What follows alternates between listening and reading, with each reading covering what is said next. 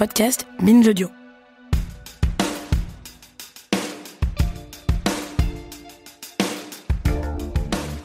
On a toutes et tous senti comme un changement d'ambiance dans l'air ces dernières semaines. D'un seul coup, les mots armée, défense, réarmement, tout un vocabulaire qui jusqu'ici paraissait très lointain, est devenu très proche. On se met à se poser de drôles de questions. Est-ce qu'en cas d'intensification du conflit avec la Russie, je peux me retrouver mobilisé ? Et surtout, on se met à repenser avec un œil nouveau à des choses qu'on a pu lire par le passé.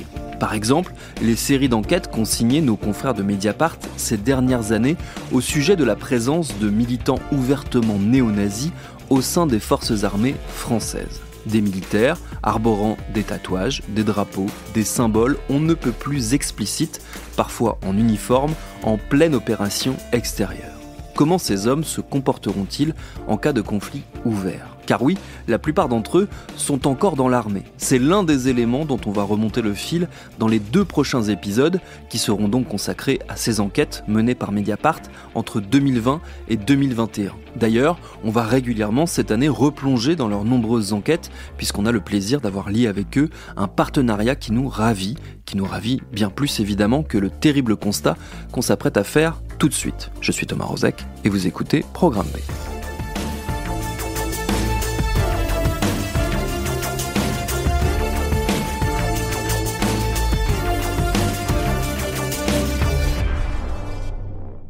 Alors, le point de départ de cette enquête, comme souvent, il vient d'autres enquêtes. Sébastien Bourdon est aujourd'hui journaliste au Monde. À l'époque, en 2020, il était pigiste pour Mediapart. J'ai pour habitude, et je pense que c'est le cas de beaucoup d'autres journalistes, de travailler par capillarité. C'est-à-dire que moi, mon sujet de prédilection, en tout cas le sujet sur lequel j'ai commencé à faire mes premières enquêtes, c'est l'extrême droite radicale en France. Et il y a donc un certain nombre d'années, en enquêtant sur différents groupes d'extrême droite, je suis tombé sur des profils de militaires néo-nazis qui étaient liés à un certain nombre de groupuscules radicaux, parfois qui avaient participé à des actions violentes. Et le fait est que d'enquête en enquête, j'ai fini par me dire au bout d'un moment que sans jamais avoir cherché volontairement de profils de militaires néo-nazis, j'en avais déjà trouvé quasiment une dizaine. Et donc je me suis dit, en fait, si j'en ai trouvé autant sans les chercher, vraisemblablement, si j'en cherche, je vais pouvoir en trouver d'autres. Michael Aschenberg, qui est le chef du pôle enquête, m'appelle pour me dire qu'il y a Sébastien Bourdon qui a une info qui a l'air pas mal et qu'il faudrait voir. Mathieu Suc, journaliste à Mediapart, spécialiste des questions de justice et de renseignement. Il se trouve que avec Marine Turki, l'année d'avant, nous avions publié une note de la DGSI qui révélait les inquiétudes du service de renseignement quant à la présence de gens des forces de sécurité, police, gendarmerie et militaires, au sein de divers groupuscules d'extrême droite. J'appelle Sébastien, on va discuter et on va se dire que, en fait, le fait d'être d'extrême droite, ou de différents groupes d'extrême droite, on pourra nous opposer, dire mais attendez, ça c'est pas interdit. Par exemple, il y a des militaires sur les réseaux sociaux qui affichent des drapeaux confédérés américains.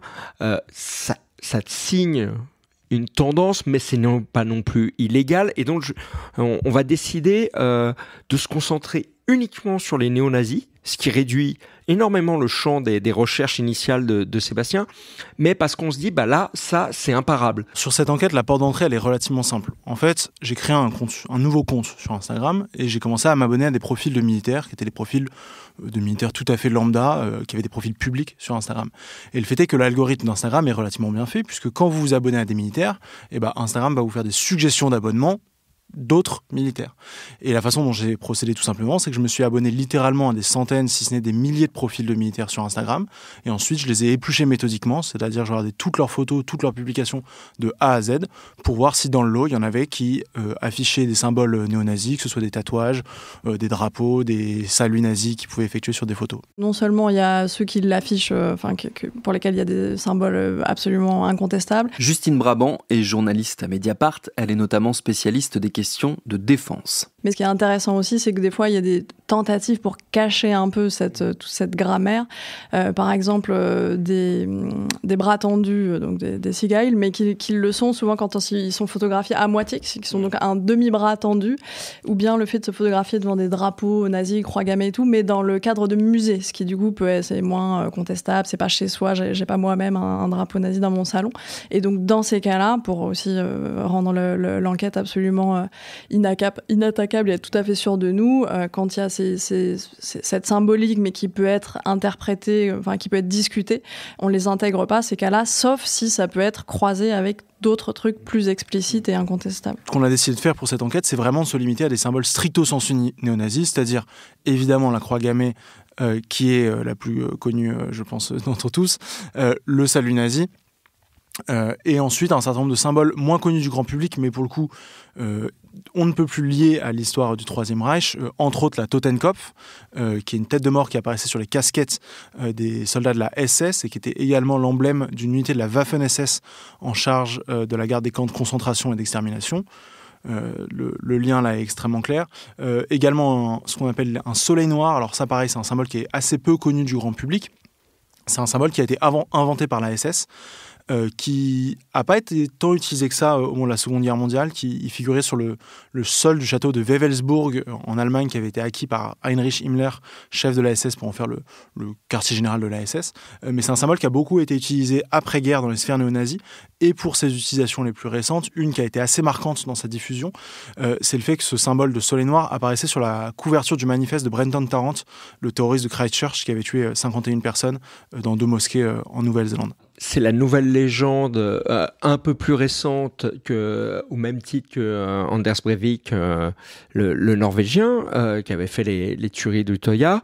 Tarrant, on le retrouve dans tous les groupuscules néo-nazis, et notamment Tarrant, ça a été aussi un défi à tirer pour nos militaires. C'est-à-dire quand on voyait, et on l'a vu sur plein de cas, et d'ailleurs je pense que si tu googlises à l'intérieur de tous les papiers qu'on a fait sur les néo-nazis dans l'armée, tu dois voir Tarrant cité au moins une fois par papier.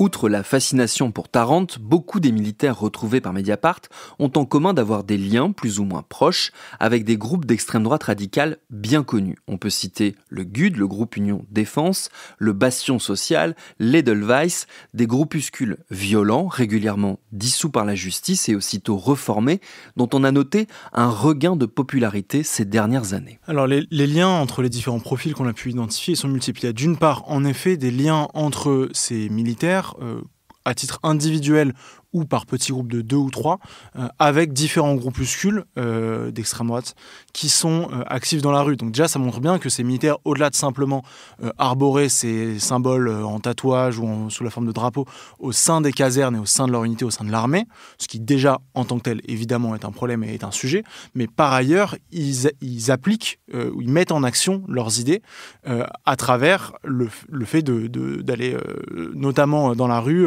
participer à des actions violentes aux côtés de différents groupuscules radicaux. Ces groupes-là qu'on a cités, GUD et afférents, sont normalement, on l'espère, un peu sous surveillance des services de renseignement. Donc c'est ça qui fait aussi que s'il y a des militaires néo-nazis dans l'armée qu'il fallait trouver, parce qu'on a un tout petit peu de moyens pour les renseignements, pour trouver ces gens, c'était précisément ceux-là. Et ils ne l'étaient pas manifestement. C'est pas des gens tout seuls dans leur chambre qui sont pris dans un délire. C'est des gens qui ont des liens avec d'autres, qui ont été mêlés à des actions très concrètes où il y a eu des procédures judiciaires. Donc normalement, s'il y a des gens qui sont un peu sous les radars, c'était eux. Et manifestement, il n'était pas vraiment. L'autre lien qui me paraît être particulièrement intéressant à souligner, c'est ce sur quoi on a fait notre titre pour le deuxième volet de cette enquête.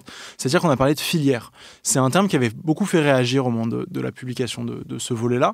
Et pourquoi on a décidé de titrer sur une filière ? C'est que ce dont on s'est rendu compte, c'est qu'au moment où on publie notre deuxième enquête, on a de mémoire identifié une grosse 50aine de profils en cumulant les deux premiers volets. Et on s'est rendu compte que beaucoup de ces militaires se connaissaient les uns les autres, se connaissaient à minima sur les réseaux sociaux, ils étaient amis ensemble sur Facebook, sur Instagram, ils se suivaient. Pour un certain nombre d'entre eux, ils se connaissaient aussi, en tout cas on pouvait le documenter, disons dans la vraie vie, on avait des photos d'eux ensemble. Et ce qui était particulièrement intéressant, c'était de voir que ces militaires, cette 50aine, 60aine de militaires, ils étaient répartis sur une 15aine de régiments. Et donc la probabilité que tous ces militaires se soient rencontrés uniquement via l'armée, et dans le cadre de leur activité, est en fait extrêmement faible, si ce n'est inexistante. Ça montre bien que leur idéologie commune et leur adhésion commune à des idées néo-nazis et, entre autres, les liens qu'ils peuvent avoir avec des groupuscules politiques actifs dans la rue, au-delà des casernes, c'est bien une des passerelles qui existent et ils se sont vraisemblablement connus et à minima repérés les uns les autres sur les réseaux sociaux par ce biais-là. On les a tous contactés sur tous les réseaux sociaux qu'ils avaient, et ça a été une constante pendant cette année ou année et demie où on a enquêté là-dessus, c'est qu'à chaque fois, à une ou deux exceptions près où ils nous répondaient, les autres ne répondaient pas et nous bloquaient. Ou fermer leur compte ou changer de nom, enfin bref. Il y en a un, on n'a vraiment pas pu le joindre et en fait on a découvert en cours d'enquête qu'il y avait une bonne raison pour ça, c'est qu'il était en prison. Et pourquoi il était en prison ? Il venait d'être condamné pour avoir attrapé un jeune homme qui avait, vous savez, les lacets rouges qui sont des signes d'appartenance au groupe Antifa, et l'avoir passé à tabac, et un peu plus que passer à tabac, parce que prendre de la prison ferme, enfin voilà, c'était assez lourd. Et ça nous a semblé très fort parce que ça montre, c'était la preuve par l'exemple, que ce qu'on racontait était important. C'est-à-dire que, au-delà du fait du jugement moral que, effectivement, savoir que des représentants de l'armée française sont nostalgiques d'Adolf Hitler, c'est problématique, mais par ailleurs, c'est aussi dangereux. On forme des hommes à la guerre, et ces gens-là ont une idéologie violente. Et par ailleurs, dans d'autres enquêtes qu'on avait pu faire avec Marine Turki, c'est vrai que notamment la DGSI qui traitait tout ça, s'inquiétait sur les groupes qui avaient envie de commettre des attentats d'extrême droite. La différence avec les djihadistes, alors, il y a une différence, c'est que pour l'instant, ils sont très peu passés à l'acte ou ça a pu être entravé à temps.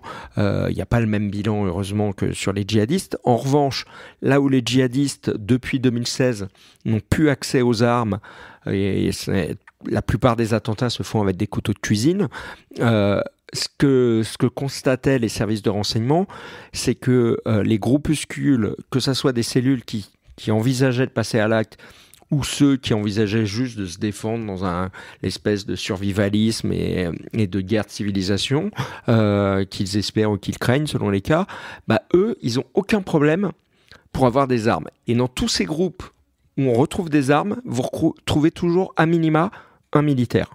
La menace terroriste dite d'ultra-droite, pour reprendre la terminologie des autorités, elle est en augmentation en France ces dernières années, c'est très clair.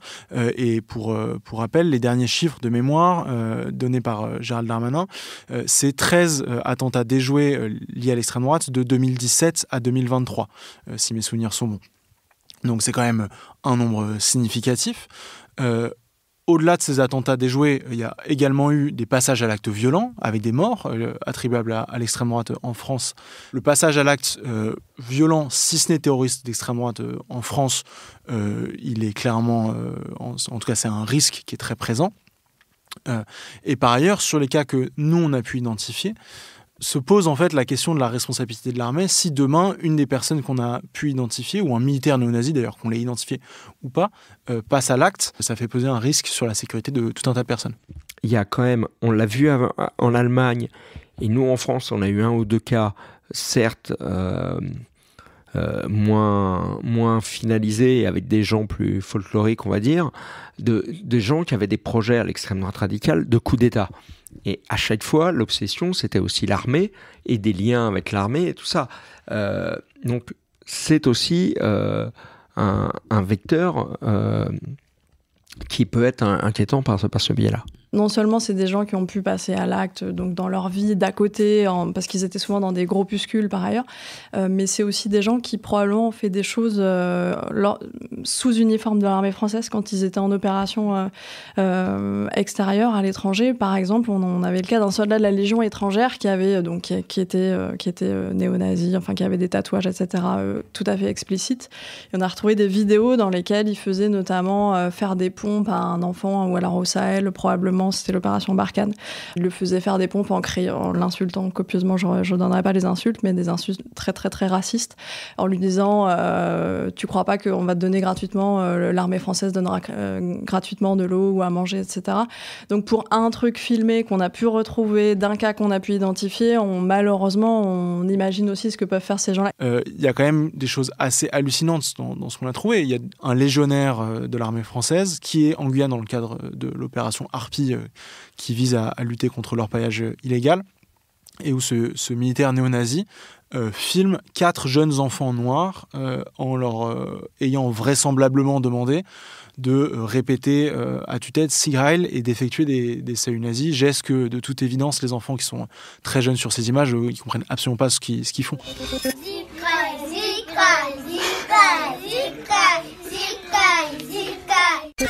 L'homme qui a filmé ces enfants, qui leur a demandé de faire ça et qui a diffusé ces images sur un compte Instagram public, c'est quand même dire a priori le niveau d'impunité dans lequel il se considérait être. Son compte, j'ai plus le chiffre exact, mais il avait à minima plusieurs centaines d'autres d'abonnés, potentiellement plusieurs milliers, dont ses camarades de régiment. C'est-à-dire que vraisemblablement, une bonne partie de ses camarades de régiment étaient au courant que leurs camarades de chambrée faisaient faire des saluts nazis à des enfants qui devaient avoir tout au plus 4, 5, 6 ans, diffuser ces images sur Internet et a priori trouver ça drôle. Ça dit aussi quelque chose, parce que ça veut dire que les autres acceptent. Et donc que les idées se propagent. J'ai même après nos enquêtes, je suis même tombé là dans un dossier que moi je suivais à part sur une table de ping-pong dans une caserne avec une croix gammée faite avec des balles de ping-pong. S'ils étaient isolés, ils resteraient avec leur croix gammée tatouée sous leur t-shirt et voilà. En effet, un autre des aspects qu'on documente, c'est que beaucoup de ces militaires affichaient on ne peut plus clairement et on ne peut plus explicitement leurs idées devant leurs camarades de régiment, leurs camarades de chambrée. On a des photos, notamment d'un frigidaire dans une caserne sur laquelle il y a 2 croix gammées qui ont été tracées. Ce frigidaire, il est a priori utilisé par d'autres personnes dans la caserne. On a trouvé des photos de drapeaux au sein de ces casernes, notamment un drapeau par exemple avec une croix celtique, qui est un symbole extrêmement connu de l'extrême droite radicale, notamment de ces sphères néofascistes. On a des photos où des militaires qu'on a identifiés font des saluts nazis devant leurs camarades.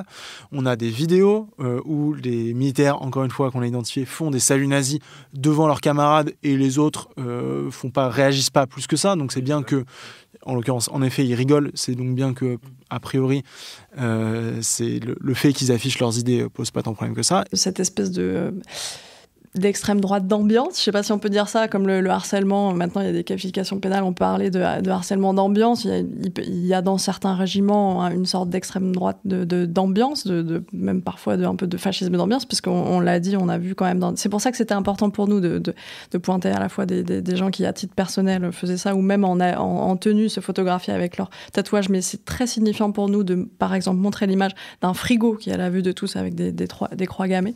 Donc oui, il y a et c'est pas moi la première fois, puisque là on était sur les néo-nazis, mais entendre parler de symboles d'extrême droite, d'affiches, de partis du Rassemblement national dans des casernes, etc. C'est pas du tout la première fois que je rencontrais ça. Après, on atteint quand même les limites de l'enquête journalistique aussi. Déjà, en tant que Mediapart, aller bosser dans des régiments, se faire accréditer pour le moindre événement de l'armée française, c'est compliqué. Alors, a fortiori, avoir les accès pour pouvoir aller interroger des chefs de corps pour savoir s'ils étaient informés, est-ce qu'ils ont pu faire, est-ce qu'ils ont agi ou pas en connaissance de cause, c'est compliqué. De toute façon, l'armée en tant qu'institution, elle a des valeurs. C'est une institution extrêmement masculine, viriliste, où quand même une bonne partie de la formation des gens, ça consiste à leur apprendre à respecter les ordres, pour des raisons tout à fait fonctionnelles. Hein. C'est aussi une institution qui est très secrète, un peu fermée sur elle, où il y a cette idée de laver le linge sale en famille. Et donc, si on prend ces caractéristiques en compte, on comprend pourquoi pourquoi ça c'est considéré comme moins gênant d'avoir dans des régiments des affiches au moins pire d'un parti légal comme le Rassemblement national, au pire de la symbolique néo-nazie, que d'avoir quelqu'un qui exprimerait par exemple des opinions d'extrême gauche. Il y a juste une sorte de, en fait, peut-être d'alignement entre les valeurs par définition qui sont celles de cette institution et cette culture d'extrême droite là qui leur pose moins problème en fait pour des raisons fonctionnelles. Je pense qu'ils estiment que ça ferait plus désordre pour l'institution, j'en sais rien, d'accepter des personnes transgenres sous leur bon nom. Pour eux, je pense qu'ils estiment que ça ferait moins de chaos, de désorganisation, etc., que d'avoir 3 types qui ont le bras crispé angle droit, quoi. Et justement, dans le second épisode, nous allons nous intéresser à la façon dont l'armée française a réagi et a géré, entre guillemets, ces révélations. Merci à Justine Brabant, Sébastien Bourdon et Mathieu Suc pour leurs réponses. Merci à Mediapart pour sa confiance. Programme B, c'est un podcast de Binge Audio préparé par Charlotte Bex, réalisé par Paul Berthiaud. Tous nos épisodes, les anciens comme les nouveaux, sont à retrouver sur toutes vos plateformes d'écoute préférées. Cherchez-nous sur Internet si vous voulez nous parler et à très vite pour un nouvel épisode.